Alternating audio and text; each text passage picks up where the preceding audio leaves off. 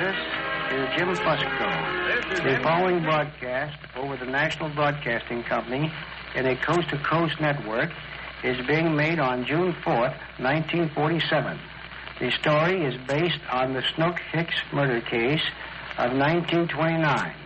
These recordings will be made during the actual broadcast over WLW Cincinnati. What's the matter?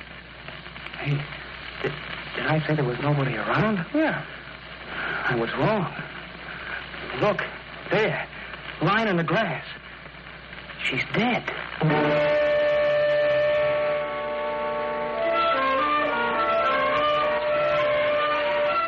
The Big Story. Another in a thrilling series based on true experiences of newspaper reporters. Tonight, to James E. Fusco of the Columbus Citizen goes the Pell Mell Award for The Big Story.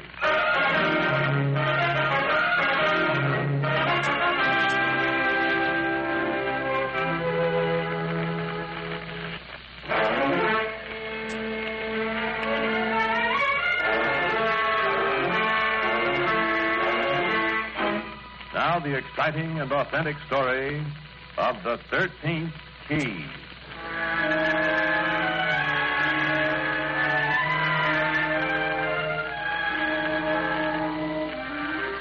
By the time you, James Fusco, reporter for the Columbus Citizen, reached the rifle range at McKinley Avenue and Fisher Road, the crowd of police cars has drawn a cluster of curious citizenry.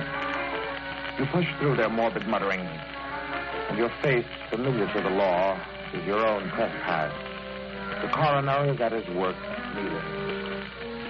Any identification, Coroner? Not yet, Jimmy. Take a look for yourself. Maybe you know her. Nobody I know. She's pretty. Was, you mean? Was. What caused the cut in her throat? Knife. Take a closer look. Do I have to? Look, Jimmy, I'm giving you a clue. Free for nothing. Okay. What am I supposed to notice? That's not just any cut. It's careful. Surgical. Thanks for the tip. Okay, boys, take her away. All through, Coroner? That's all for now, anyway. Good afternoon, Mr. Drayle. How's the detective business? Hiya, Jimmy. Well, plenty of it today. What brings you here? Oh, I turn up at the best murders. Got any tips for me? Not now. We've just...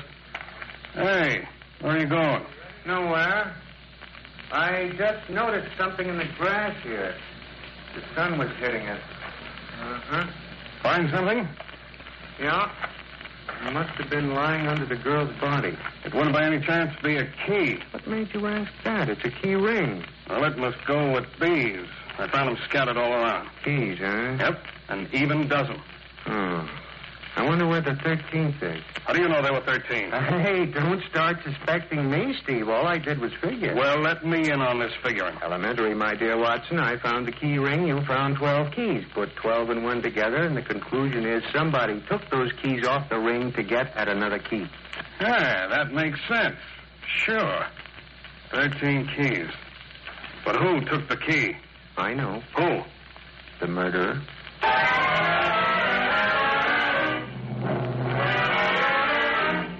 Your first stop is the nearest telephone. You give rewrite enough to make the first edition. It was 1 p.m. deadline. You're riding. Your next stop is the mortuary. There you find Bill Dawson from your own paper. And automatically you compare notes. You got the angle on the cut in her throat? As if it had been done by a doctor? Yes. And the keys scattered around? Yeah, that I got.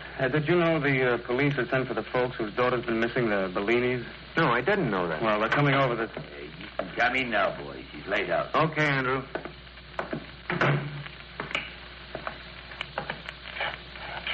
Here she is. Bill. Yeah. What? Something I didn't notice at the rifle range. What's that? Her hands. Huh? Look at those long fingernails. The perfect manicure. So? So she couldn't be the Bellini girl. The Bellini girl worked in a laundry. This girl never worked with her hands.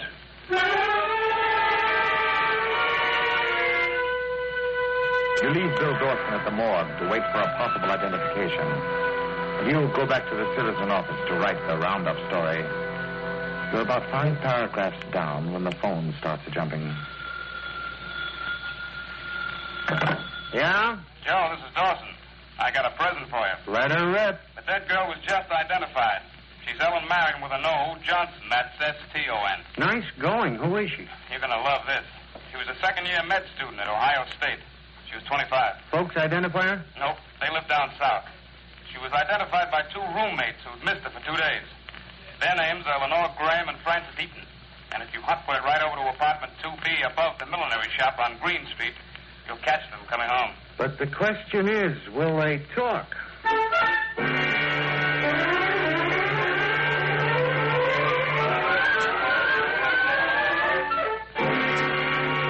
No, I will not answer any questions. Francis, please. You have some nerve coming here, Mr. Fusco. Lying in wait for us at the door of our own apartment, invading our privacy. Why don't you behave like a gentleman, even if you're not one, and scuttle back to your filthy paper? Please, Francis. She's awfully upset, Mr. Fusco, and so am I. Miss Graham, please realize I'm only doing my job. I know. Your job. Yes, Miss Eaton, it's my job to ask questions, to find out everything I can about your roommate. Filthy morbid curiosity. You don't have to insult him, Fran. He's just doing his job. His job. Why don't you just go away and leave us alone? Because I'm a reporter. And believe me, I don't enjoy troubling you at a time like this any more than you like being troubled. I don't think Mr. Fusco would do anything wrong. All I want, Miss Graham, is a little information on your roommate, a picture if you have one, anything you can tell me about her folks. You won't get anything out of me. Miss Eaton, you make me say something I don't like to say. Mr. Fusco, she doesn't mean anything. She's just terribly upset. We're both upset. Please, maybe if you come back tomorrow. There's no tomorrow in the newspaper business, Miss Graham. And, Miss Eaton, I have this to say. I can go back to my office. Why don't you then? Why don't I can go back and write that you were too upset to talk about your friend. If you'd only come back later. Or I can write you refuse to reveal anything about her. They both mean the same thing, but they sound awfully different. You wouldn't do a thing like that? Believe me, I'm not digging for dirt in a girl's tragedy. I'm trying to find a line to a murder. If you'll only tell me one thing. Nothing. Just one thing. I think this is a love murder. And if you'll just tell me the names of the men she went out with. She wasn't that kind of a girl.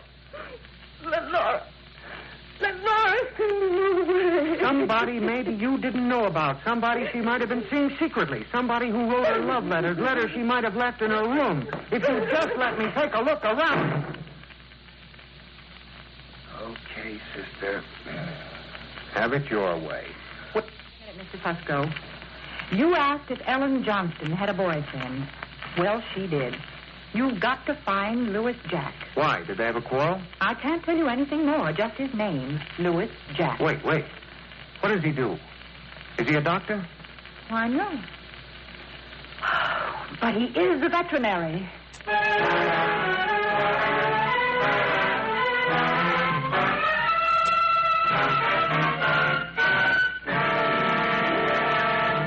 We'll be back in just a moment with tonight's big story.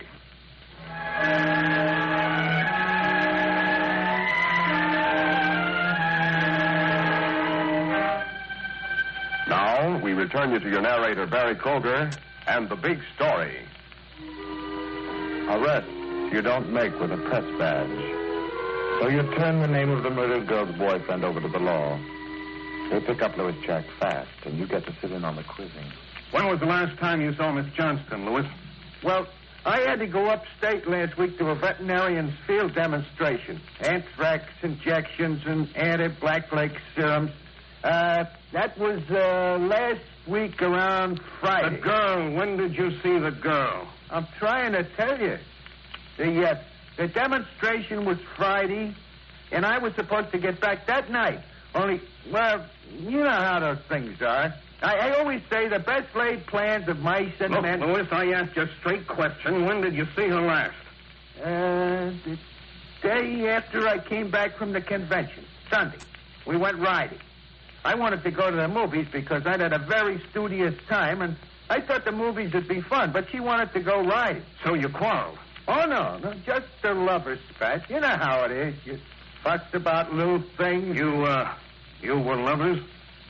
Well, you know, sort of, kind of. We went out a lot together, you know. I don't know. I'm trying to find out. Why are you asking me all these questions? After all, I only went out with a girl. Gosh, you can't blame a fella for going out with a girl.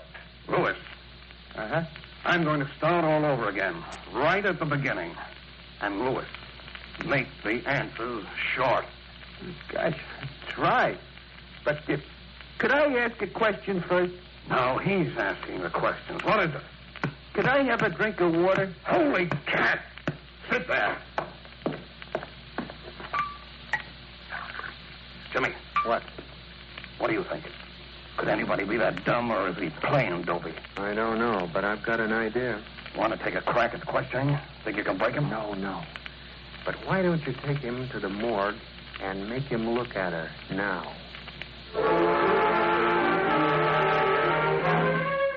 Detective and Lewis, you get to the morgue just in time to find a stern-looking woman having an argument with the attendant. Why can't I go in? Why can't I go in and see her? Are you any hinder? I told you no. Are you the law? Are you crazy? I told you I was her landlady. You can't go in. You ought to be What are you trying to do? Collect back rent? Go on home, lady. What's the trouble here, Andrew? She wants to go look at the girl. Says she's her landlady. What do you want to see her for? Because I knew her and her husband both. Her husband? You mean she lived with those two girls and her husband? Who are you to be asking me questions? Never mind him. Answer me. What's this about a husband? And what about the two girls? What two girls? Lenore and Frances, the ones who lived with her upstairs over the millinery store. Over the milliner. Look, you're crazy. I run a boarding house over on South Wilson Street. She never lived with no two girls. She lived with her husband. Would you know him? I sure would. Louis, come here. Yeah? What do you want? All right, lady. Did you ever see this man before? Never in my life. Louis, did you ever see this woman before? No, never. Why, did she kill Miss Johnston? Shut up. Did either of you ever see her? She's so beautiful. You both knew her? Yeah, that's her. That's the girl who lived at your place as a married woman? Yeah, that's her. And that's the girl you went out with as a single girl? Uh-huh.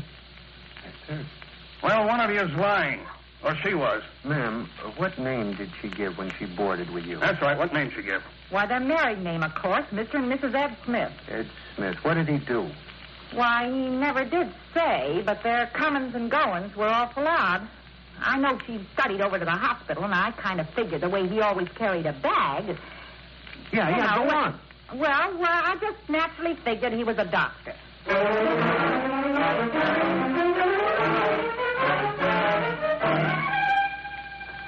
It fits so well, the police let the bumbling boyfriend free with a warning to stay in town. And they start looking for Dr. Ed Smith. The landlady gives one clue to the identity of this obviously phony named gentleman. He drove a blue coupe, and this you add to your list of clues. You enumerate them, evaluate them, using Dawson as your foil. Okay, Bill, here's how it shapes up now. We know she was leading a double life. That puts the finger on it as a love murder. Item 1, he was a doctor. Check. Item 2, he has the missing key. Check. Item 3, he drives a blue coupe. And item 4, he must have been familiar with a rifle range. Why? Well, it's not an ordinary place to go with a girl. He must have been attracted to it somehow. And item 5... Yeah. Item 5, the landlady may be the key to the 13th key. Bill, I tell you what. I'm going to call on that landlady. Why don't you wait here and start checking the sports department clips? What for? Rifle matches, pistol matches, shooting meets. Look for contestants who are doctors, or even nicknamed Doc.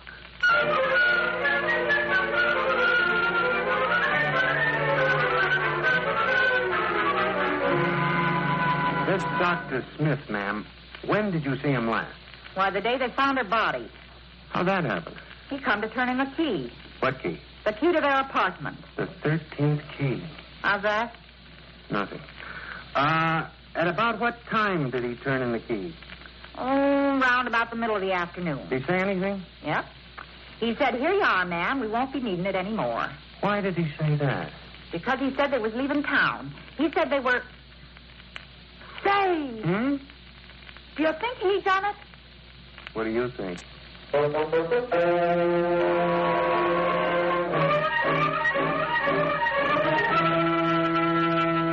one thing, all we have to do is find a middle-aged doctor who drives a blue coupe and who frequents or is familiar with the rifle range. Now, what do you know? Only what I found in the clips. Anything? Well, just this. The former pistol champion of the United States competed in a match at the range the day before the body was found. His name is Lance Crackett. He lives here in Columbus. Known in pistol and rifle circles as Doc. Why? Because he's a doctor.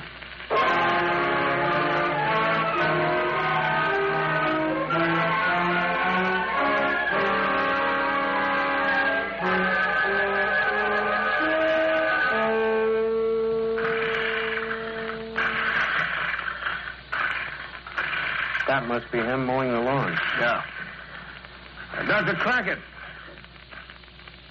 Yes? I'm Steve Drayle, Columbus Police. This is Jim Fusco from the Citizen. Will you come with us, Doctor? What for? Questioning. About what? The murder of Miss Johnston. Did you know her? Yes. Better come along, Doctor. Well, let me shave and tell my wife. Then I'll drive over. I think you'd better come with us, Doctor. But you can tell your wife. Hey, I'll be right out. You certainly will. Because I'm coming in with you. Wait here, Jimmy. It's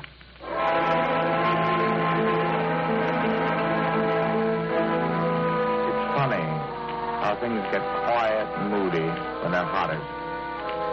This is the point you've been aiming at ever since you looked at the body with the carefully cut throat. And now, all you can do is think how nice a day it is. You chew a little piece of grass and study the green stains on the inside wheel of the lawnmower. Green stained wheel. It gives you an idea. You walk over to the garage attached to the doctor's house. You peer inside. You find a switch. There's a car there. It is a blue coupe. There is a stain on the seat. A red stain. You make a deal with the detective in return for the help you can give him. Yours is an afternoon paper, and if Drayle doesn't bring in the doctor right away, if he holds the story a little longer, it will be too late for the morning opposition. He agrees to that, and you borrow the doctor's car key. You make one stop, and then you make a phone call. Citizen. Bill Dawson? Yeah. Jimmy Fusco. Oh. Bill, I think we've got the killer. I'll dictate the whole story to you, but first let me set something with you. Go ahead. The doctor's car was just left at a lab to have a stain analyzed. I have an idea he'll deny it's blood. I want to confront him with the truth, if it is blood.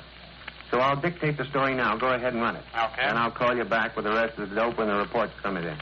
Now, if anybody wants me, I'll be looking up the landlady first, and then I'll be at police headquarters. Check. All right, ready? Here goes. Police today arrested Dr. Lance Crackett, physician and former pistol champion of the United States, for questioning in connection with the murder of Miss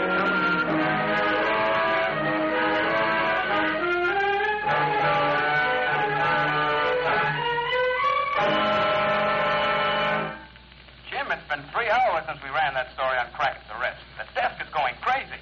We've been queried by the press services and everybody. I know. And what's more, some of the papers are carrying a denial of our expert. Jim, have you got the paper in our box? Have you gone crazy? I don't think so. Then where's the dick and the doctor? Frankly, Come on. I don't know.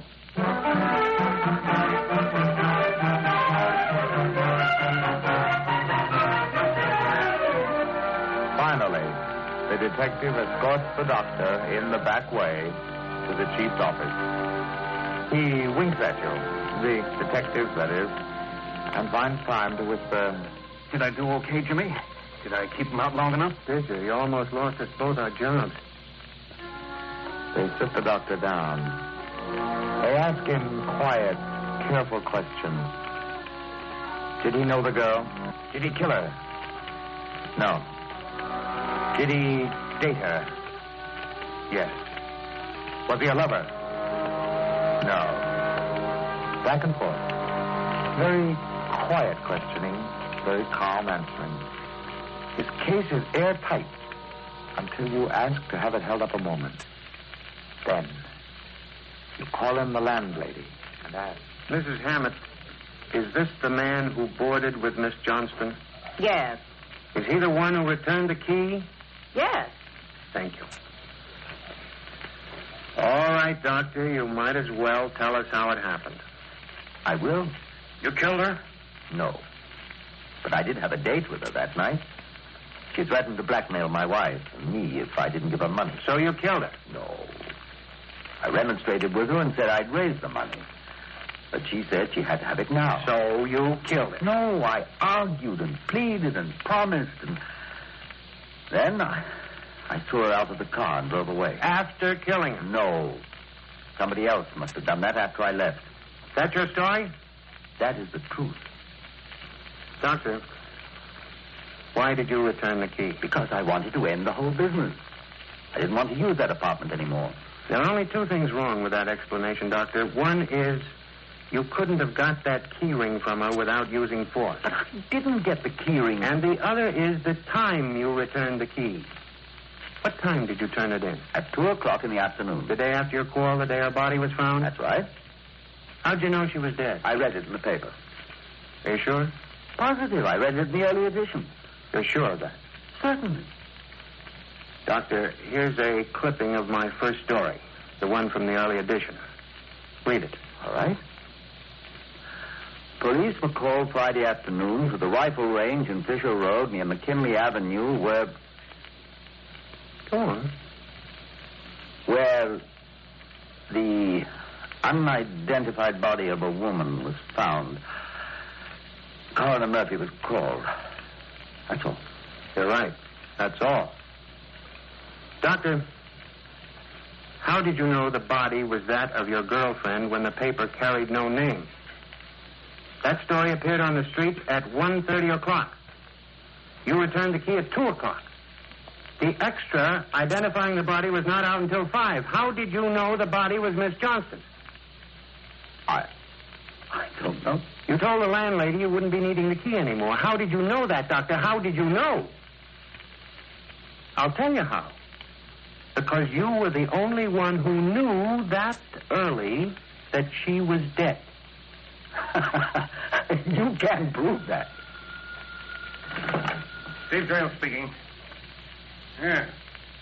Well, thank you very much. That was it, Jim. The news we've been waiting for. Good.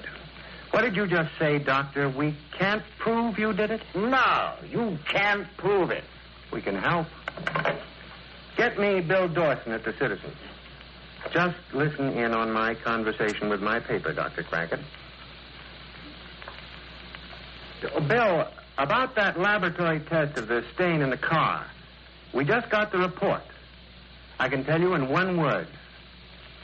Blood.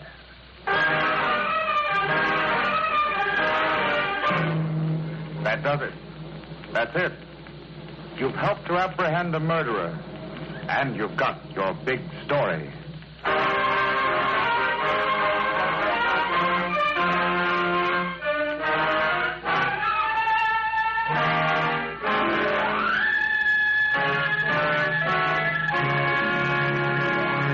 In just a moment, we'll read you a telegram from James Fusco. Now, here's that telegram sent by James Fusco of the Columbus Citizen. Thank you for dramatizing my big story. Doctor was found guilty of murder in the first degree. Statements I took at killer's confession were introduced as evidence in trial. I received number 1 ticket to execution. Again, many thanks for a Pell Mell award. Thank you, Mr. Fusco. The makers of Pell Mell famous cigarettes are proud to have named you winner of the Pell Mell $500 award for notable service in the field of journalism.